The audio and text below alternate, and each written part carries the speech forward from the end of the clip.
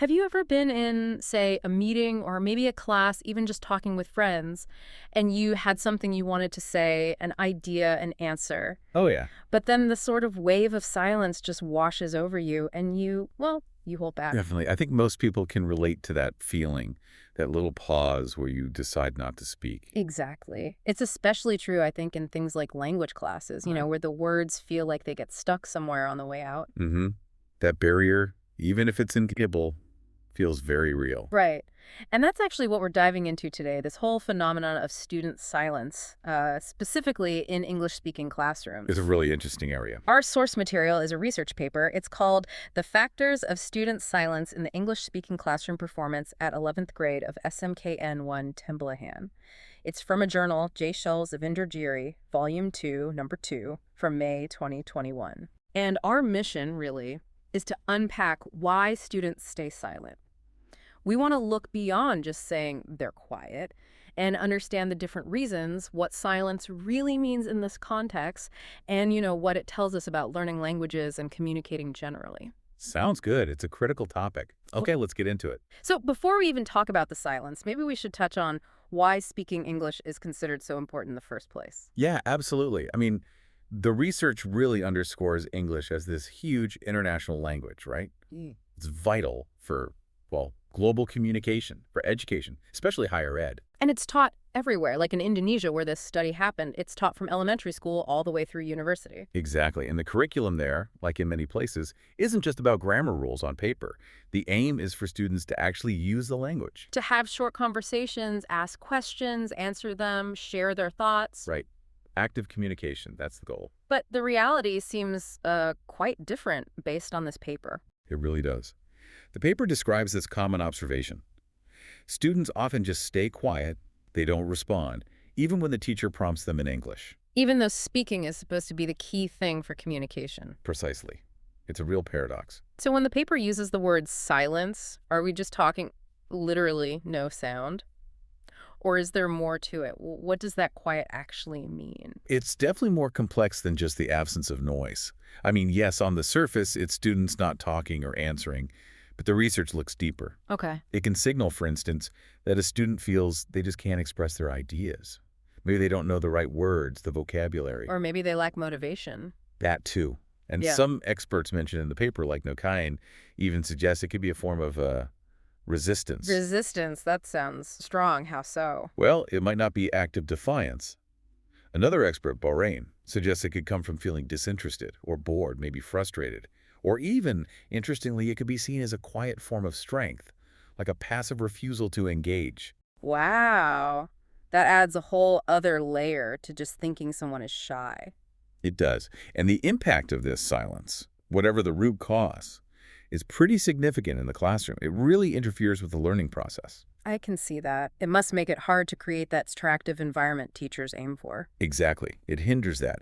And it makes it tough for teachers to actually deliver the material effectively, let alone develop the students' speaking skills. It's like hitting a wall. A silent wall. So understanding the impact is one thing, but the really crucial question is why? What's causing this silence? Right. And that's where this specific study comes in. It's a quantitative descriptive study done in Indonesia. Okay. They surveyed 116 11th grade students. That was about 25% of the total student population at that level in that school. And they used a questionnaire. Yeah, a questionnaire with 20 statements designed specifically to pinpoint the factors making these students stay silent in English class. All right, so this is where it gets really interesting. What did they find? What are the main reasons students themselves gave for being silent? Okay, so they identified 10 key factors. Let's go through the top ones, the ones most students agreed with. Number one, by quite a margin, Yeah. inadequate vocabulary. A full 75% of students felt their vocabulary just wasn't good enough. Wow, 3/4 of them. That's huge. And it makes intuitive sense, right? If you don't have the word. You can't speak. Exactly. And very closely linked to that, number two, was the inability to manage the vocabulary they did have. Meaning. Meaning, even if they knew some words, they struggled to actually put them together into proper sentences. 70% agreed with that. Okay, so vocab issues are huge. What else was up there? Tied with that, also at 70%, was a lack of understanding of English grammar. So not just the words themselves, but the rules for combining them correctly. Right, the structure. Words and the structure. Makes sense. And then also at 70%, we see the confidence factor kicking in.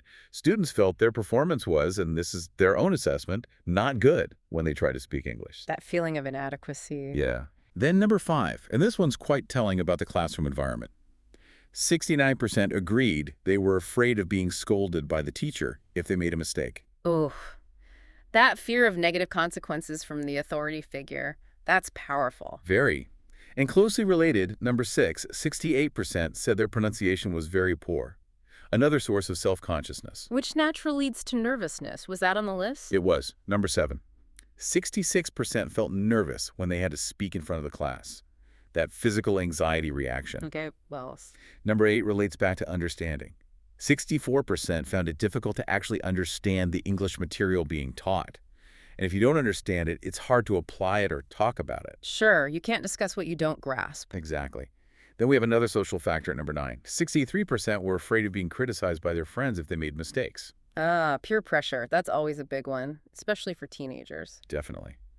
And rounding out the top 10, at 61%, was simply feeling embarrassed when asked to speak in front of the class. So embarrassment ties it all together. Yeah, and what's really fascinating when you look at this list is how interconnected these factors are. It's not just 10 separate issues. Right, you can see the links. Like fear of mistakes, whether from the teacher or friends, clearly connects to that lack of confidence and the nervousness. Precisely. And if you feel your vocabulary and grammar are weak and your pronunciation isn't great, of course you're going to lack confidence and feel nervous about being judged.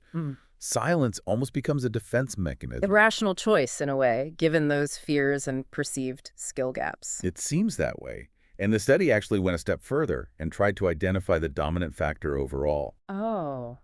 What did they conclude was the main driver? They concluded that the dominant factor came from an indicator they labeled students' English proficiency. English proficiency. So basically their actual skill level in English. Yes.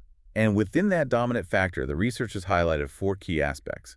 First, the students' understanding of grammar is, well, still lacking.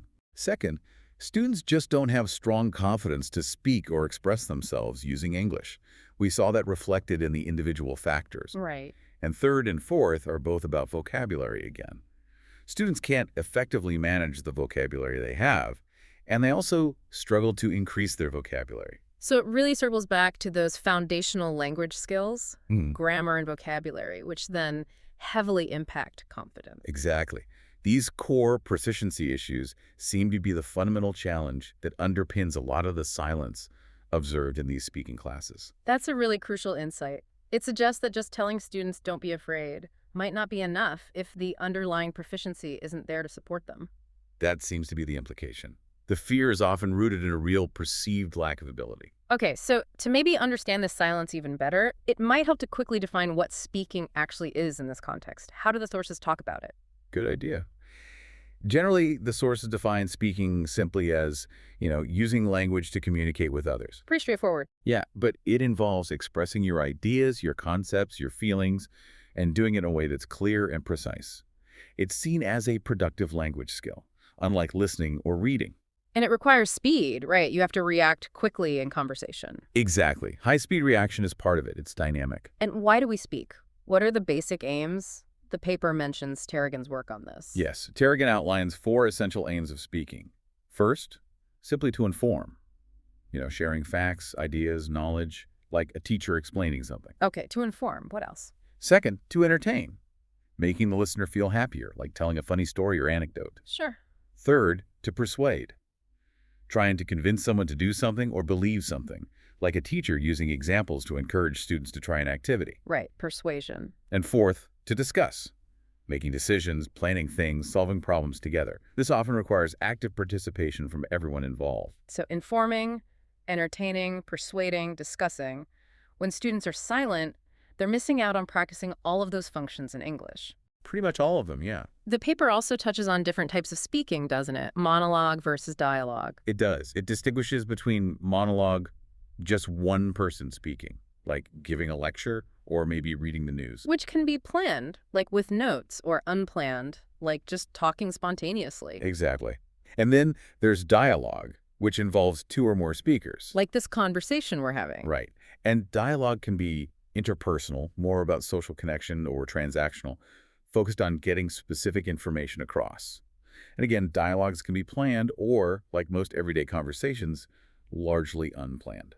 So whether it's one person talking or many, planned or unplanned, that core need for proficiency, the grammar, the vocabulary, the confidence, it underpins all of it. It really does. If those elements are weak, any form of speaking becomes a struggle. Okay, so pulling this all together then, it's clear that this issue of student silence in English classes is, well, it's really complex. It definitely is. It's rooted in this mix of internal feelings, Yeah. like fear and lack of confidence, and external factors, like peer pressure or fear of the teacher. But what this deep dive really highlights, based on the research, is that while all those things play a role, the biggest underlying issue seems to be the student's actual English proficiency. Yeah, specifically their grasp of grammar, their Oh. ability to manage and grow their vocabulary, and the confidence that comes, or doesn't come, from those skills. That seems to be the dominant factor. And knowing this is, well, it's really important for anyone involved in language teaching or learning, for teachers trying to figure out strategies. And for learners, too, maybe helping them understand their own hesitations and where to focus their efforts. Absolutely. The study itself concludes that this silence is a real problem that needs, as they put it, serious attention and extra strategy from teachers to get students more active. Which makes sense. And it leaves us with a pretty important question to think about, doesn't it? If language is at its core about communication, about connecting with others, how do we create learning environments where that fundamental desire to communicate, to express yourself, actually becomes stronger than the fear of making a mistake or sounding imperfect? That's the challenge, isn't it? How do we turn these potentially silent classrooms into places where students feel empowered to speak, even with imperfections, turning them into, vibrant hubs of active expression? A really important question. Something for everyone listening, whether you're a teacher, a student, or just interested in communication, to perhaps mull over. How do we bridge that gap between silence and expression?